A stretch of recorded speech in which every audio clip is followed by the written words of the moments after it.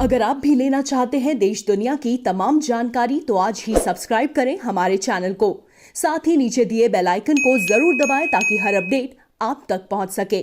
नमस्कार, बहुसाक्षी news network के खास कार्यक्रम चुनावी चोखा में आप सभी का स्वागत है। बिहार विधानसभा चुनाव के लिए काफी मशक्कत के बाद एनडीए ने सीटों के बंटवारे का ऐलान कर दिया है। जेडीयू के हिस्से में 122 सीटें आई हैं, बीजेपी के खाते में 121 सीटें गई हैं।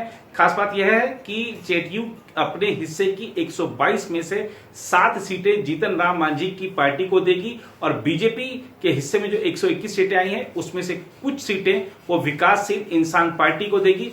कितनी सीटें होंगी इसके बारे में बातचीत चल रही है। सीटों के ऐलान के लिए जो बंटवारा हुआ है सीटों का, उसके ऐलान के लिए मुख्यमंत्री नीतीश कुमार और जो उप मुख्यमंत्री हैं बीजेपी के वरिष्ठ नेता हैं सुशील कुमार मोदी संयुक्त संवाददाता सम्मेलन इन लोगों ने आयोजित किया। इस मौके पर जो जेडीयू के वरिष्ठ नेता हैं वो सब तो मौजूद थे ही, साथ ही बिहार बीजेपी के अध्यक्ष संजय जायसवाल और बिहार में चुनाव प्रभारी बनाए गए देवेंद्र फडणवीस भी उपस्थित थे।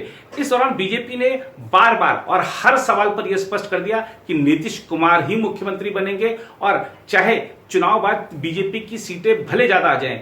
जो सुशील मोदी हैं उन्होंने स्पष्ट कहा सीटें किसी की कितनी आए, नीतीश ही सीएम फेस हैं और चुनाव परिणाम के बाद भी नीतीश ही मुख्यमंत्री बनेंगे, इसमें कहीं कोई शको शुबा नहीं होनी चाहिए। एलजेपी नेता चिराग पासवान बार बार कह रहे हैं कि हम प्रधानमंत्री के हाथ मजबूत करना चाहते हैं। तब जब यह आशंका प्रकट की गई कि क्या जो चिराग पासवान है वो प्रधानमंत्री के चित्र का इस्तेमाल करेंगे, तो उन्होंने कहा सुशील मोदी ने कि हम चुनाव आयोग को लिख कर देंगे अगर जरूरत पड़ी कि जो एनडीए में शामिल दल हैं वही प्रधानमंत्री के चित्र का इस्तेमाल कर सकते हैं, वही मुख्यमंत्री के चित्र का इस्तेमाल कर सकते हैं। और ये बातें बीजेपी की जो प्रदेश अध्यक्ष हैं उन्होंने भी स्पष्ट कर दी हैं कि बिहार में एनडीए के नेता नीतीश कुमार ही हैं और जिस तरीके से सांकेतिक रूप से भले एक सीट फालतू लड़ रही हो जेडीयू, तो उससे साफ है कि बिहार में जो अगुवा है इस एनडीए गठबंधन की वो जेडीयू ही है।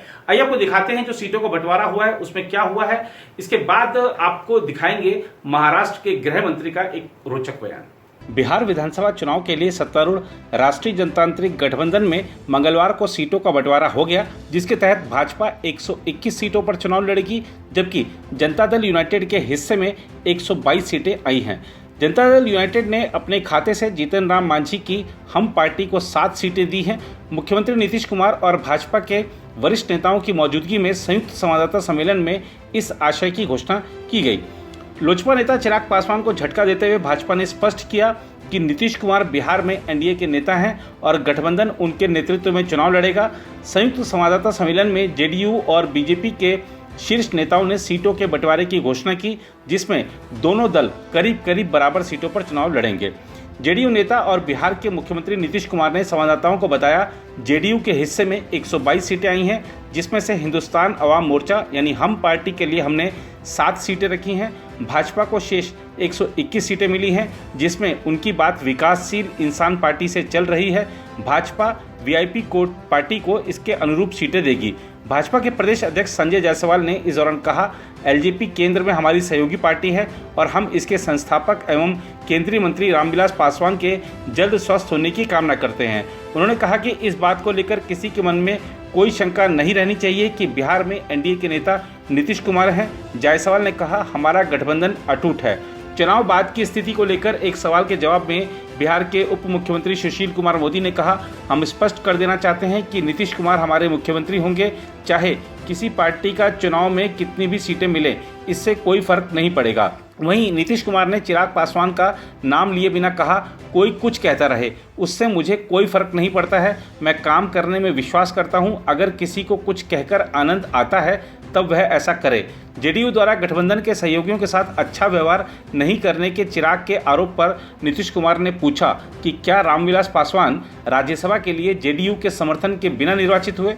प्रेस कॉन्फ्रेंस के दौरान डिप्टी सीएम सुशील कुमार मोदी ने कहा कि अगर आज रामविलास पासवान जी स्वस्थ रहते तो ये परिस्थिति पैदा नहीं होती। उन्होंने कहा कि आवश्यकता पड़ेगी तो हम चुनाव आयोग को लिख कर देंगे कि एनडीए से जुड़े सिर्फ 4 दल ही प्रधानमंत्री के चित्र का इस्तेमाल कर सकते हैं, अन्य किसी को प्रधानमंत्री का चित्र इस्तेमाल करने का अधिकार नहीं होगा। उन्होंने स्पष्ट किया कि संख्या चाहे जिसकी जितनी आए, लेकिन मुख्यमंत्री नीतीश कुमार ही बनेंगे, इसको लेकर किसी को दुविधा नहीं होनी चाहिए। इस दौरान बीजेपी के प्रदेश अध्यक्ष संजय जायसवाल ने कहा कि नीतीश कुमार के नेतृत्व में ही पार्टी चुनाव लड़ेगी और सरकार बनाएगी, इसमें किसी प्रकार के शक की गुंजाइश नहीं है। संजय जायसवाल ने कहा कि एनडीए के नेता चाहते हैं कि रामविलास पासवान जल्द स्वस्थ हो जाएं, लेकिन बिहार में बीजेपी नीतीश कुमार के नेतृत्व में चुनाव लड़ेगी, इस बारे में पूरी स्पष्टता है। उन्होंने कहा कि नीतीश कुमार बिहार में एनडीए के नेता हैं और उन्हीं के नेतृत्व में बिहार में गठबंधन आगे बढ़ रहा है। जायसवाल ने दावा किया कि नीतीश कुमार 3/4 बहुमत के साथ पुणे बिहार के मुख्यमंत्री बनेंगे। यह पूछे जाने पर कि क्या उनका आशय एलजेपी को एनडीए से बाहर करने के संबंध में है, बीजेपी नेता ने कोई जवाब नहीं दिया। उधर बिहार में एनडीए से अलग होने के बाद लोक जनशक्ति पार्टी के अध्यक्ष चिराग पासवान ने मंगलवार को जोर दिया कि उनका भाजपा के साथ बहुत सौहार्दपूर्ण संबंध है। साथ ही उन्होंने कहा कि वह 2014 से ही प्रधानमंत्री के साथ मजबूती से खड़े हैं, जबकि मुख्यमंत्री नीतीश कुमार ने नरेंद्र मोदी के नेतृत्व का विरोध करते हुए गठबंधन छोड़ दिया था। चिराग पासवान ने एक साक्षात्कार में यह भी कहा कि वह लंबे समय से अपने बिहार पहले बिहारी पहले एजेंडा पर काम कर रहे हैं और नीतीश कुमार नीति सरकार के साथ अपने मतभेदों के बारे में काफ़ी पहले ही भाजपा नेतृत्व को सूचित कर दिया था। हालांकि उन्होंने किए जा रहे इस दावे पर टिप्पणी करने से इनकार कर दिया कि जेडीयू को निशाना बनाने के लिए उनका बीजेपी से गुप्त समझौता है। उन्होंने कहा कि इस संबंध में भाजपा को जवाब देना है। एलजेपी अध्यक्ष ने प्रधानमंत्री मोदी और गृह मंत्री अमित शाह को धन्यवाद दिया, जिन्होंने उनका उस समय ख्याल रखा जब उनके पिता और केंद्रीय मंत्री रामविलास पासवान हफ्तों से अस्पताल में हैं। पासवान ने कहा कि एक भी दिन ऐसा नहीं रहा है जब मोदी ने उनके पिता के स्वास्थ्य के बारे में जानकारी नहीं ली हो। उन्होंने भाजपा अध्यक्ष जेपी नड्डा और रक्षा मंत्री राजनाथ सिंह की भी प्रशंसा की।